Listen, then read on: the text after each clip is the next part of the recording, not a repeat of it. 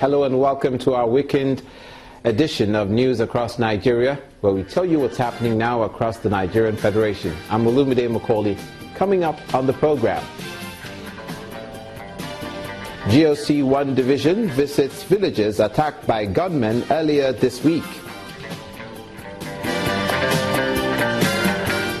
Edo State doctors protest deplorable work conditions in the University of Benin Teaching Hospital.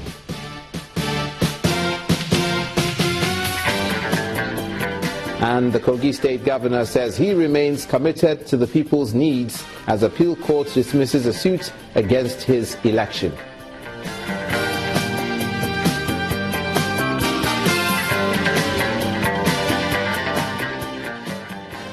Thank you for joining us. We begin in the northwestern part of the country.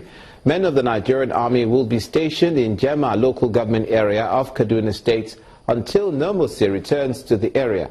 This assurance was given by the General Officer commanding 1 Division of the Nigerian Army, Major General Adini Oyebade, who visited 3 villages attacked by gunmen earlier this week.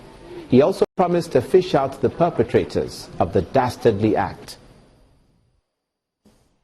Our job is to make sure that we provide the security, a very secure environment, so that the state government and other agencies of government can come in, and help, the people to put back their lives together again. And I want to assure you that we are extending our operations far beyond this place to make sure that whoever are those, the attackers are, that we track them down, and we will not be distracted by anybody. We have a mandate under the Constitution to provide aid to civil power and to synergize with other security agencies, and to take out any form of threat that will make the lives of our people, unbearable. We need to find out what has happened, but those engagements is not the job of the military. Ours is to provide the enabling environment for such talks to take place. But the most important thing I want to let our people know is that any form of attack, either attacks, reprisals from either the herdsmen or the farmers, will not be tolerated, and will remain here until full normalcy is restored.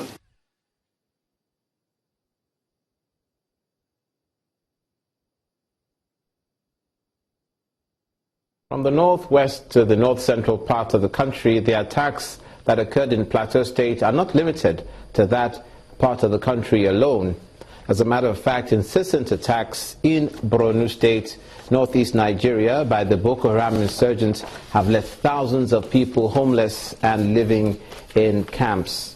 Not just that, the federal government has raised fears about the deplorable health conditions of internally displaced people. According to the Federal Ministry of Health, the humanitarian crisis in Borno State continues to deteriorate, and unless drastic intervention is put in place, especially concerning the children, there's fear of a lot of fatalities. Now, the national coordinator of the Nigeria Center for Disease Control, Abdul Salam Nasidi, said in July that the situation in Borno is worse than is being reported, and that not less than 750,000 internally displaced persons need urgent intervention in the next 3 months. This is also made worse by the high prevalence of acute malnutrition in Borno State. In response to the crisis, the Ministry of Health has established a rapid response team to kickstart emergency response activities in collaboration with the state's Ministry of Health. However, the Borno State Commissioner for Health, Dr. Haruna Mshela, said it might take months before the malnourished victims fully recover. Now, the question now is, in the light of the fears of international aid agencies continuing their assistance to the IDPs, how can the government key into the health insurance sector to provide cover for thousands who need it?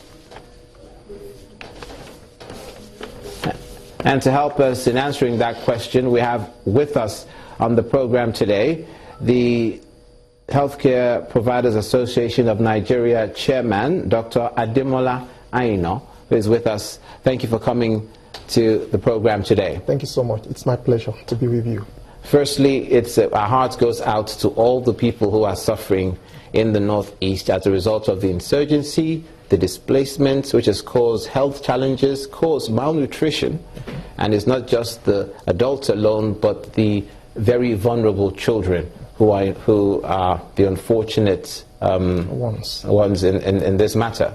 But to go straight into it, how can the government make use of proper healthcare cover so that before disasters like this even begin to happen, before peace is trying to be brought to the area, we can have treatment for patients? Yes, thank you. It's really a big challenge.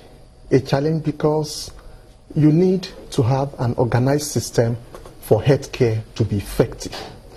Now we're talking about people who are displaced, who don't have a home, and you can't even say at any point in time this is where they are located, this is where they live. Added to that is the challenge of the fact that the basic things you need to be healthy, food, adequate potable water may not be available. Now the best the government can do is to make sure that at every point where you have these displaced persons, there should be arrangements for healthcare delivery, maybe on a makeshift basis. You have doctors, nurses, laboratory scientists, and all other health workers. And that is what the government is doing for now. At every post where you have camps for the displaced persons, there is a medical facility, and there is supposed to be a medical facility where people can access health. That is the situation for now. We know that, but how easy will it have been in crisis situations for you to have cover for people who will be become vulnerable? You are talking of health insurance cover now. Yes. You know, it will be very difficult. Difficult because even now in areas where you have stability, there is a system by which it operates.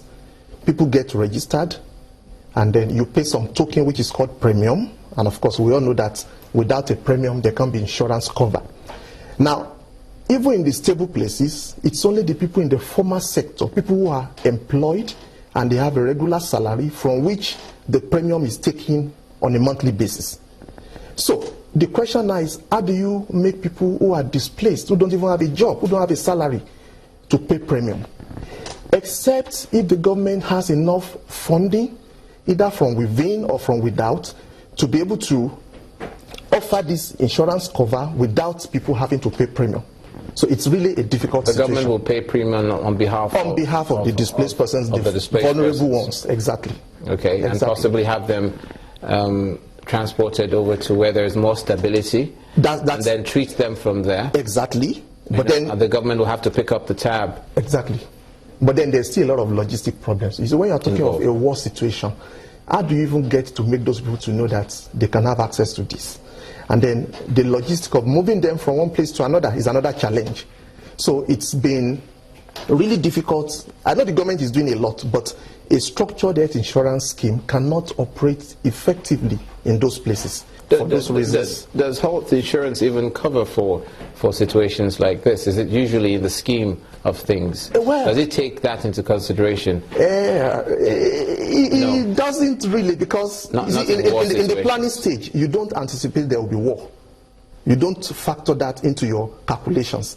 And don't also forget, because of the peculiar nature of displaced persons. Except you specifically plan for situations like that. And and the government works with the companies to make sure that that premium is paid ahead of things like this happening. That's even if because you insure people who go to war, right? Some people get insured. I agree, but why don't you insure people? We're not talking about people that go to war. We're talking about the ordinary people in their villages, illiterates, artisans, who are more vulnerable. Yes. Than people who go to war. And that also brings another challenge. You see, in health insurance is a mathematical thing. You are paying somebody for 100 people, hoping that only 10, 11 of them would need it. But the displaced persons, because of the circumstances around them, poor water supply, feeding not adequate, they tend to come down more with medical problems. And that means the insurance thing will have a challenge there, because virtually all of them will end up coming into the hospital. Certainly food for thought for the government. We'll have to leave it there, though. Exactly. Dr. Ademola Aino, the chairman of the Healthcare Providers Association of Nigeria, the Lagos State chapter. Thank you so much for sharing your thoughts with us on this very trying issue concerning healthcare for the internally displaced persons. You're watching news across Nigeria. When we come back, they say it's deplorable, the conditions in a hospital in the southeast, and we'll see what the doctors are saying about it and what the people are doing about it. Don't go away.